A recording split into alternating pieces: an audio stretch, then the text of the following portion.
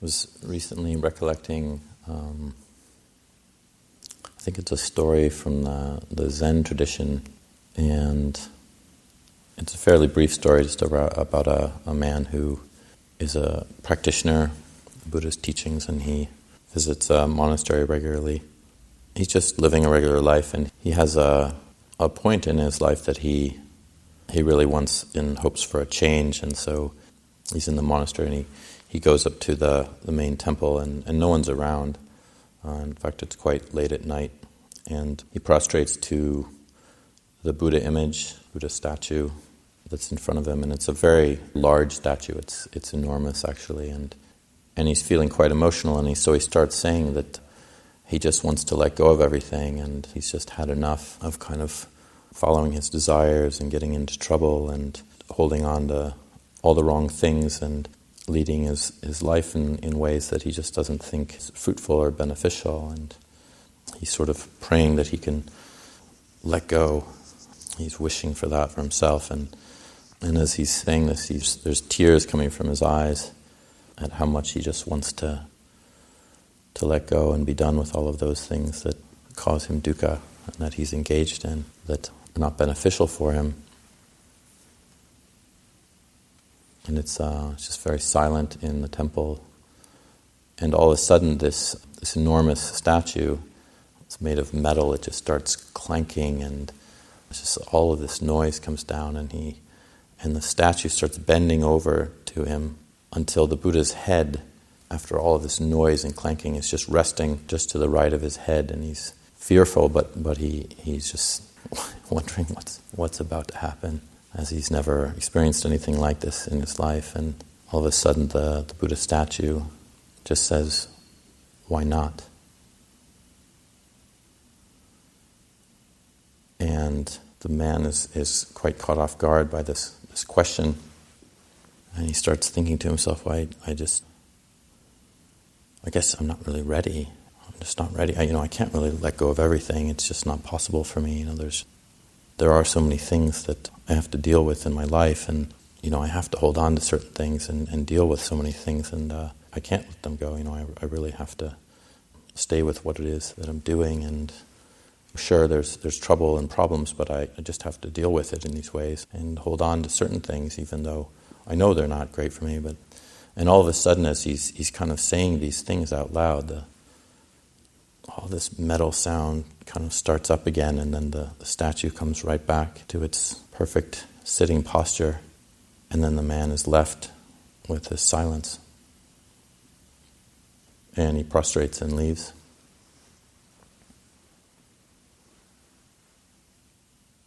So I liken this to a lot of experiences I have in my own life, not with a Buddha image talking to me, but that sense of really wanting to let go and seeking to let go and having that be a very strong desire.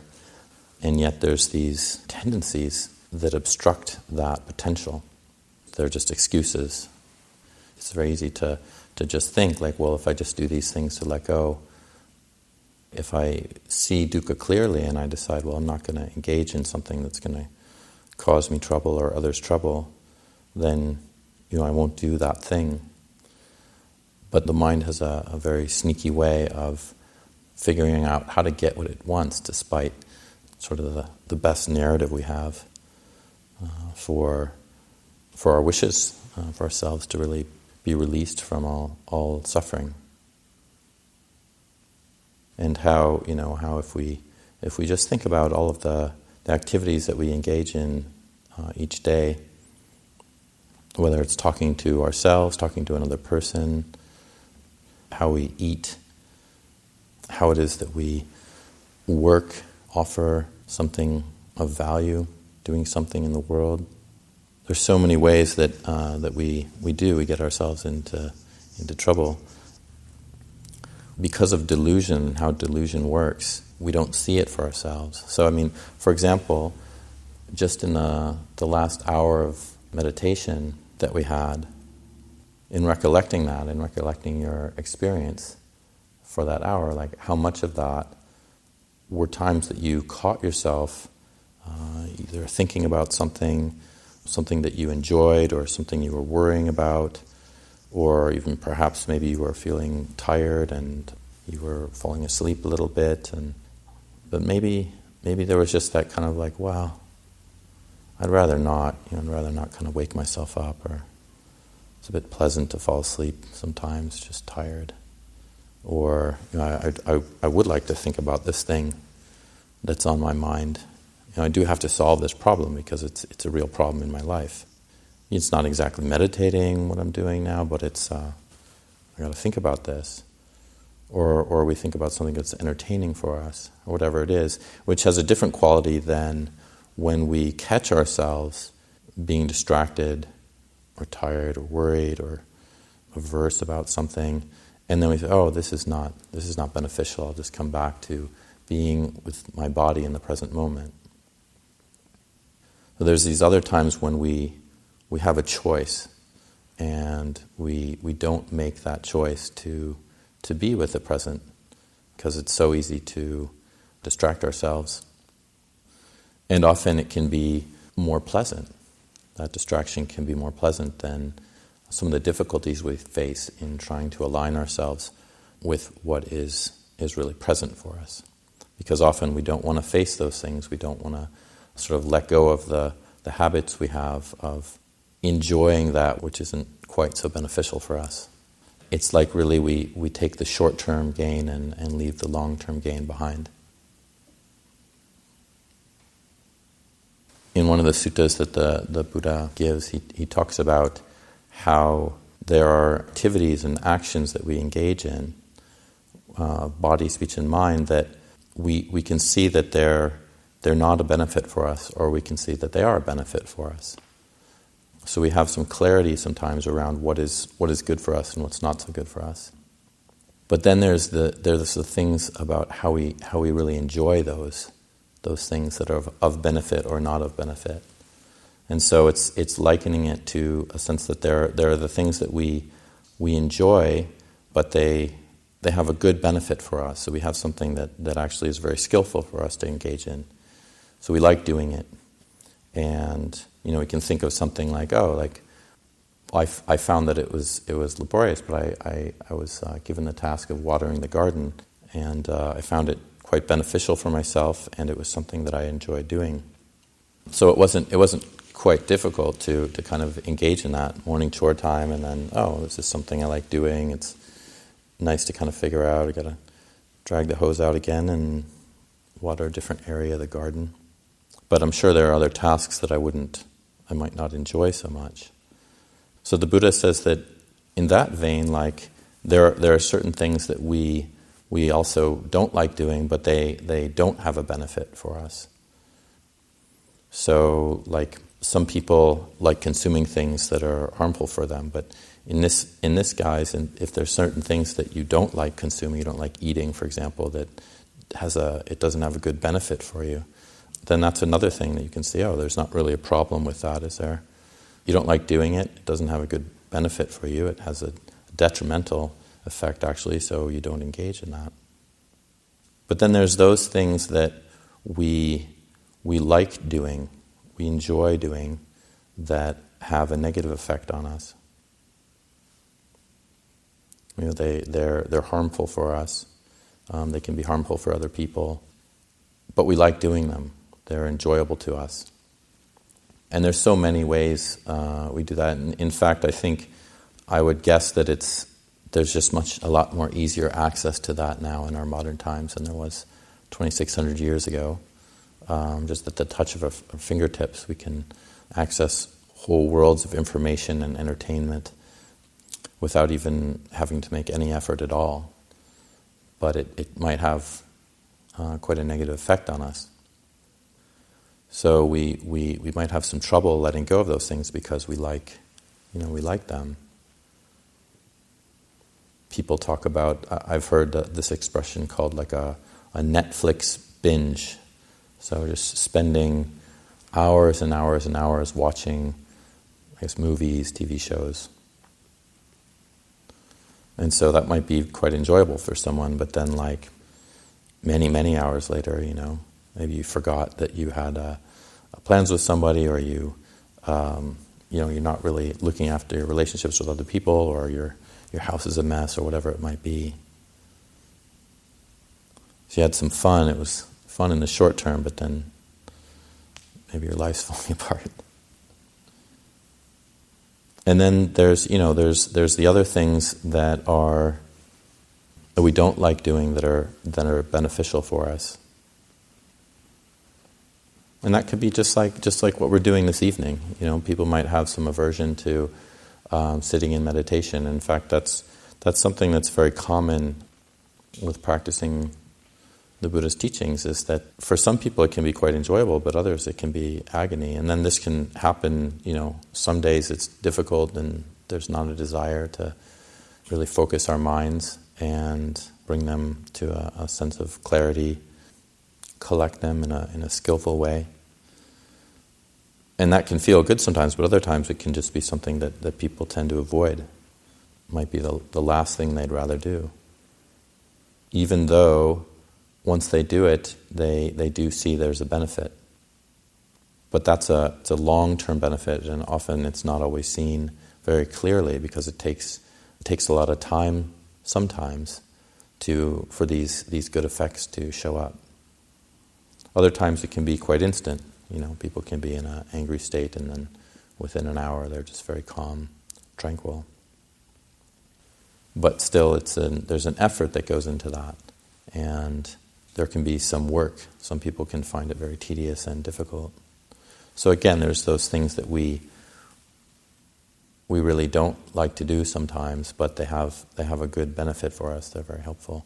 And so as I'm talking about these 4 qualities, you can see that there's basically 2 we don't have to worry about.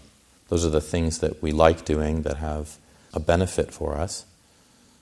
So we don't really have to think about that too much, because we enjoy doing it, it's beneficial, so we engage in it, it has a good effect. And there's other things that are detrimental, that have negative effects for us, and we don't like doing them.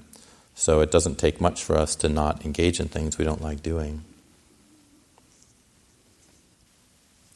But there's these other 2 qualities where a lot of, I think, our life's work in terms of trying to develop a skillful life path for ourselves, they come into play. And that is, and it's essentially very similar to what we were chanting. It's sort of like, in a way, it's engaging right effort. So there are things that we can see that are that have a benefit for us, are very good for us, and we just don't want to do them. It could be, that the time that the alarm rings at 4:30 or 4 a.m., 3:30, 3 a.m. It could be even earlier. And for a moment there's just, not again. I don't want to get up. And that can be very strong, that tendency, and it can be, quite painful to work with, and take a very long time. But yet we do it. We get up. We have the encouragement of, like in this community, we have the encouragement of the others who live with us. And even though we might say, I didn't get enough sleep, I should just go back to sleep, and that would be a much better benefit for me, and I shouldn't really get up so early anyway. The mind can engage in these kind of ways of talking us out of what is best for us. And we do have to have a skill around that. We have to understand it, because it might actually be true. If you do wake up and you just keep getting up so early, and in your meditations you're just falling asleep in every meditation, but you're striving, and the Buddha said only 4 hours of sleep is all you need. So it takes some wisdom to actually see, maybe for you, maybe you need more sleep than that. It's not sure. But you do try and see what is your edge of practice, what is the edge of what you're able to do.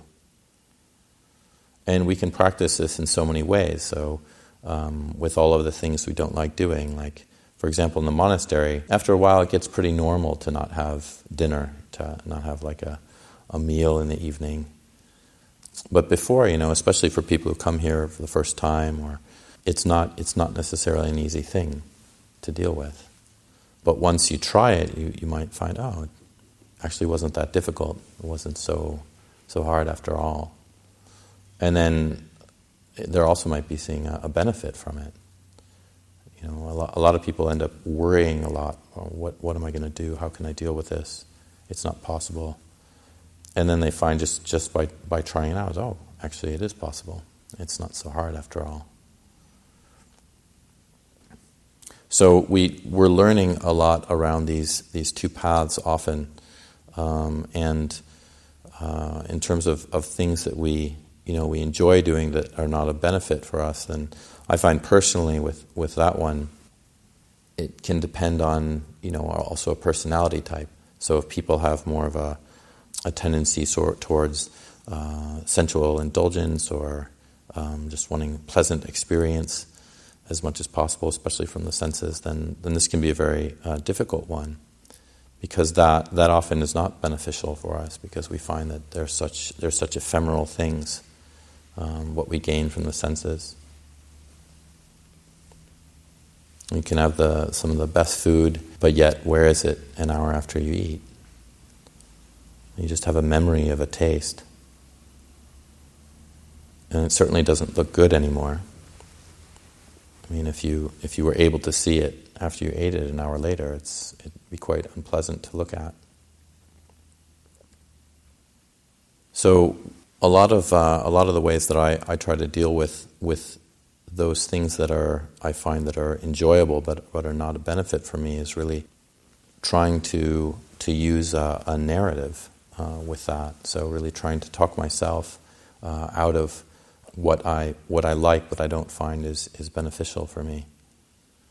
And I find this very helpful, because the narrative, when we do follow our desires that have negative effects for us, it's just sort of like, it's the way that the Buddha, I think, often talked about Mara, being able to see Mara, who doesn't have good wishes for us, sort of the personification of our evil desires for ourselves, and those are desires I'm talking about that they don't end up well for us. And so we really need to kind of go against that and find that voice that can encourage us towards the wholesome. Maybe like it's just saying, I don't need so much food, or I should try to take less food, or maybe I should leave some of the food that I like so much. See what it's like to take some of the food that isn't as appealing to me. Can I still survive? Would I be okay like that? Eating the foods that aren't as pleasant? And it can be difficult, because it's not, even if you talk yourself into that, the hand can wander, find a dish or something that you want to have. So sometimes we are our own worst enemies, and the mind has very nefarious ways of kind of getting its desires met. But our practice is to be patient and to continually be aware when we are getting ourselves into trouble and trying to cover that up.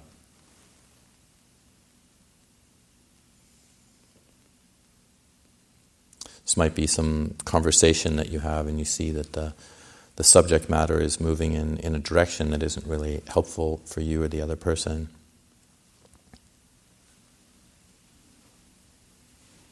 And so you might have to deal with a mindset and say, well, that's true, but it's kind of fun. Is it really going to hurt to just keep talking about this? And then you see, you see later on, just thinking and thinking in my meditation. It's that same quality, that we, the Buddha really talks about guarding one's speech, for example, and being careful with it. And I can see for myself just the obvious difficulties when there's a loose tongue and the speech is less guarded.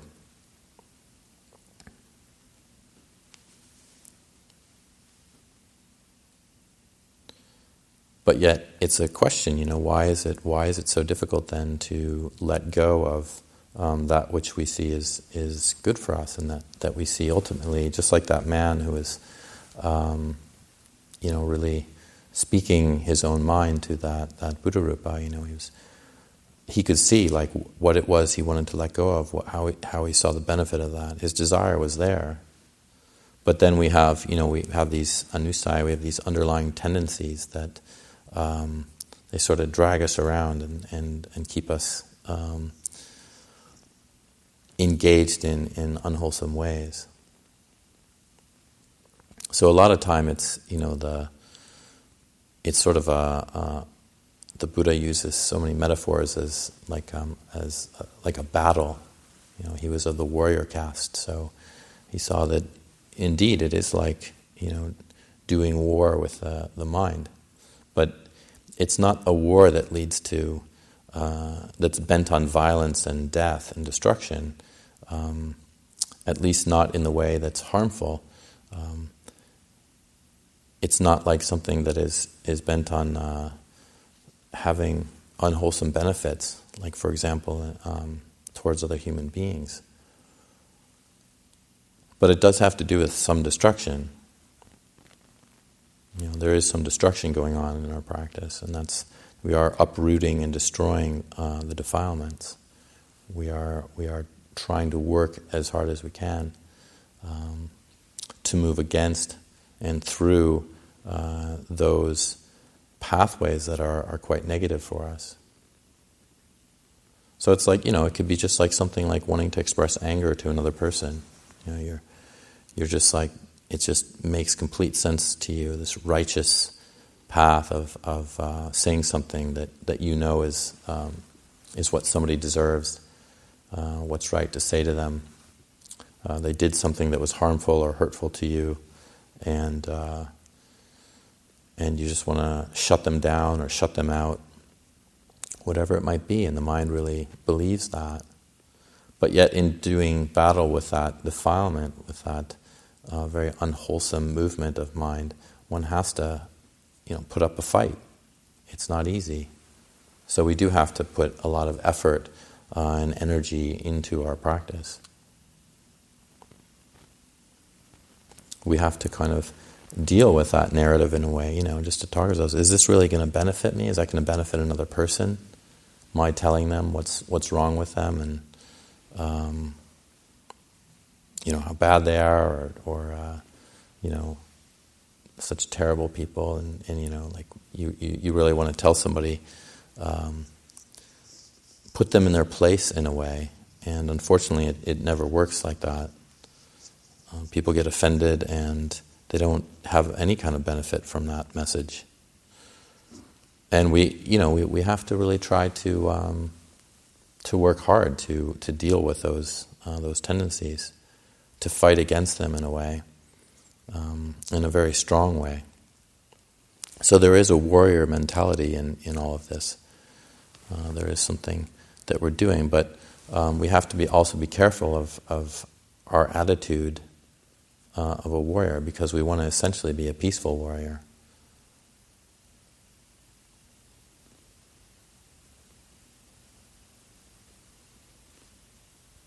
So we want to make sure that we don't have a voice of harshness towards ourselves, but we do want to be firm, because we have to get ourselves to let go. Because sometimes you could have the Buddha himself would say, why not? Why aren't you willing to let go? You say you want to, but that's not really what your actions are showing. And so for each of us, I think it's really developing that narrative. It's really developing that pathway that we can only discern for ourselves what's best.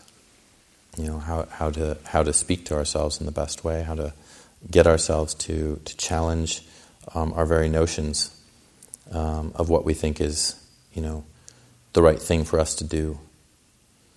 And it's important to know that, as the other items that I pointed out, the other activities that we engage in, like the things that we like doing that are beneficial for us, this pathway is not just one of drudgery and pain, and just constantly going against and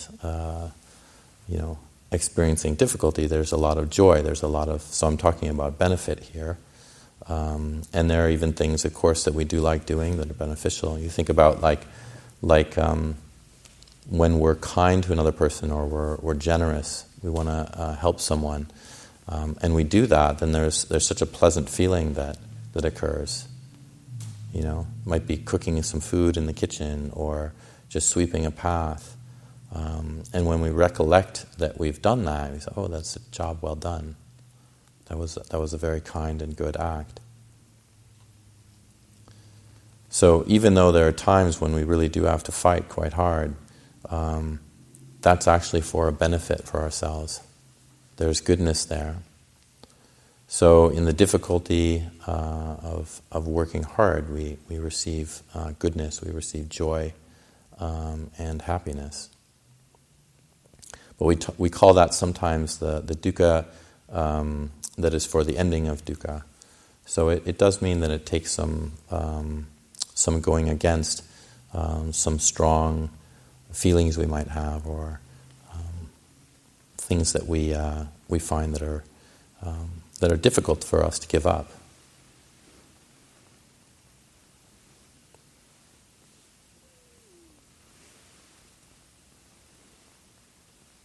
And I think one of the things that can be very hard is when we engage in habits that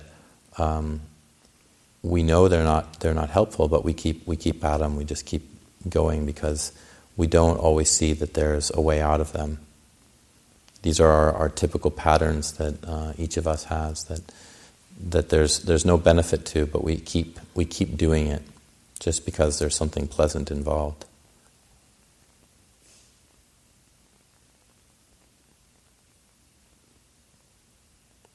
And one of the interesting things about living in a monastery is just how I found in my own life as a monk that it's so much easier to see living in a monastery, because I think one of the reasons is that everybody is aiming in that particular direction. People are not aiming here to get worse or to suffer more, but there can be a result of that. We can end up sort of torturing ourselves a bit in the wrong direction. And that's what the Buddha warned us against. But because people are aiming towards the good, and because that's so common living in a monastery, it's just so much more beneficial and easy to see our difficulties. At least that's my own experience for myself.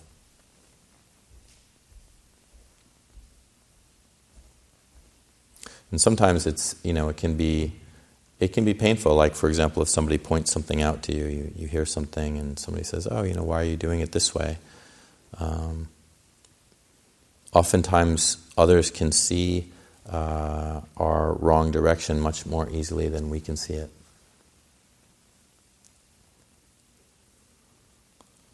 And that can often be our peers. Ajahn Cunda just mentioned something to me in the Terrace Vestry, and I felt that immediately. I thought, there was just this defense, kind of like, it's not a problem.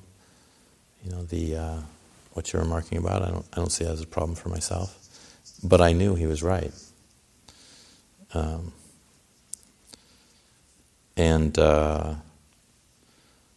it's just having that brotherly affection. It wasn't.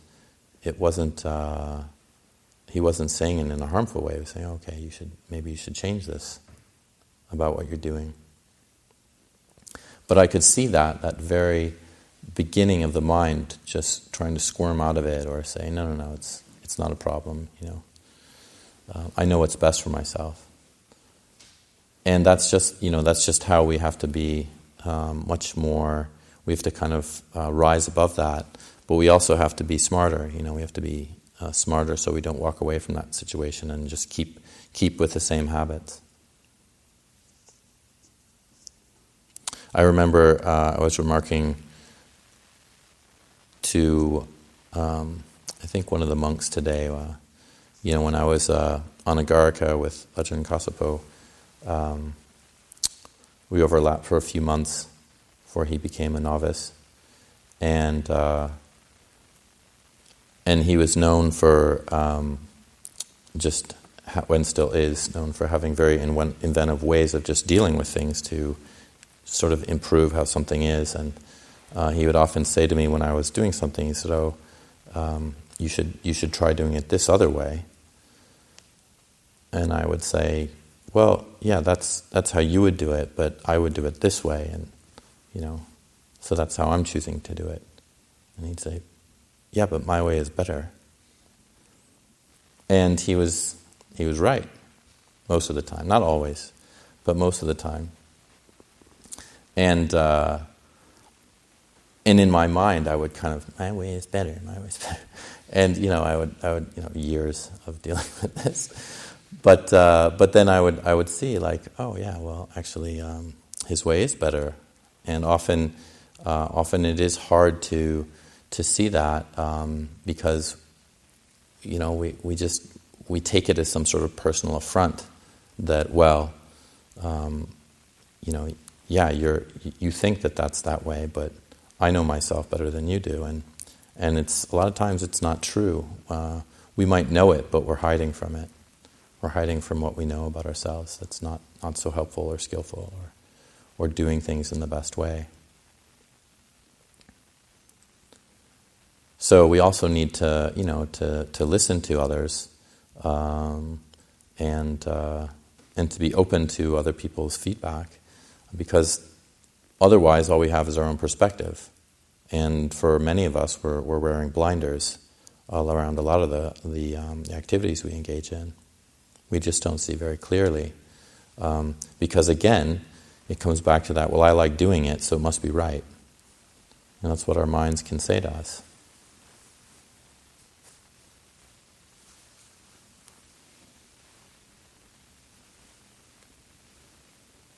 And so we do need to rely on ourselves, but we also want to make space for others to be able to help us see ways that we're not benefiting ourselves.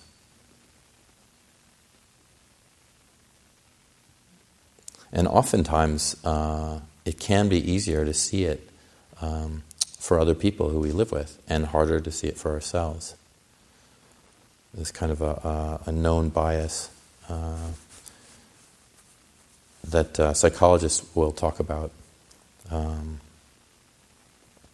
it's just sort of, these things become very obvious. You hear somebody say something to you, and it's like, you can really feel like, no, I don't agree with them, but you give it some thought. You're like, yeah, they were right. That makes sense. I just wasn't seeing it that way because I didn't want to. And at the same time, Ajahn just gave us a talk after our Patimokkha recitation, after we recited our rules. He was saying how one also needs to be careful of that quality of wanting to point out to somebody fault, because we need to be coming from goodwill. And there's a lot of criteria that the Buddha actually establishes for when we can approach another person. So, in the same way, telling somebody about something that we think they shouldn't be doing,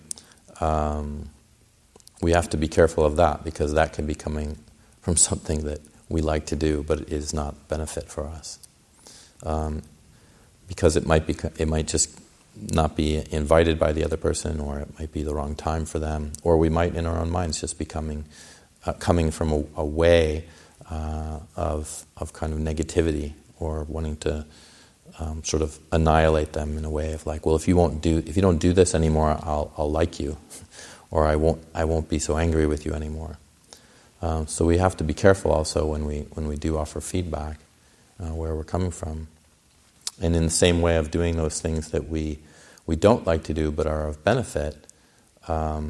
Sometimes there's some people who don't want to say anything to anybody. They don't want to actually deal with that because it's a conflict and it's painful to them. But if you can engage in that skillfully, then you actually have developed something that is a benefit for you. How to skillfully give feedback to other people. So all of these ways are just they're possibilities for us to try to learn to see that when we really do want to let go, we want to benefit for ourselves, we want goodness for ourselves. I mean, most people who come to a monastery, people who ordain, people who come to live here, people who want to practice the Buddha's teachings, they are seeing that benefit clearly. There's often much more clarity than many people who might not necessarily have that interest in the world, and I think that tends to be a pretty vast majority of people. When you know that you have to do some pretty heavy, difficult work in order to gain benefit, the tendency is just to say, I'd rather not. So most of the people who come to a monastery, I mean, there's a lot of you're coming up against some pretty difficult things for yourself. You might not want to get up so early in the morning. You might not want to do the particular job that you're asked to do. You might not want to be here for the talk right now.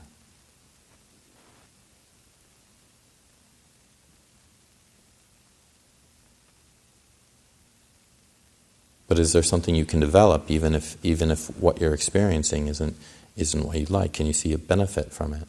Are you developing patience?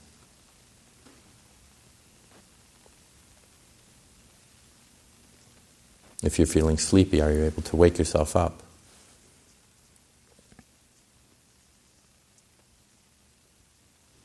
There's all kinds of opportunities, so many ways that we can teach ourselves. We can find skillful things with what we're engaging in, and then when we do have that desire to let go, then we can meet it with, yes, I'm willing to do the things that it takes in order to do that.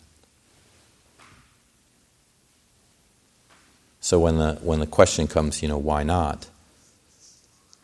We can answer that with, well, I'm ready. I'm okay. I can let go of this. I can do those things that will bring me the best benefit, even though there's difficulty involved with that. So it's one of the ways that I was trying to bring into this talk was a sense of that we need to have a dialogue, an inner dialogue with ourselves around how to do that. And if we're not kind of figuring out how to kind of talk ourselves out of the things that don't have a benefit and talk ourselves into the things that have a benefit, it's going to be hard. It's going to be difficult for us. Because then our way of usually talking to ourselves is to do the opposite of that, to get where we want in the short term. And we can be so very used to that type of speech, that inner dialogue. I often like to think of the Buddha's teachings on right speech as something that we need to do just as much internally as we do externally. How are we lying to ourselves? Do we speak harshly to ourselves? Or divide ourselves from kind of those voices that are best for us? The voices we sometimes don't listen to. Sort of the quiet one in the back of the room. Or the wise voice. So we want to make space for that. We want to listen and allow Mara to fade more in the background.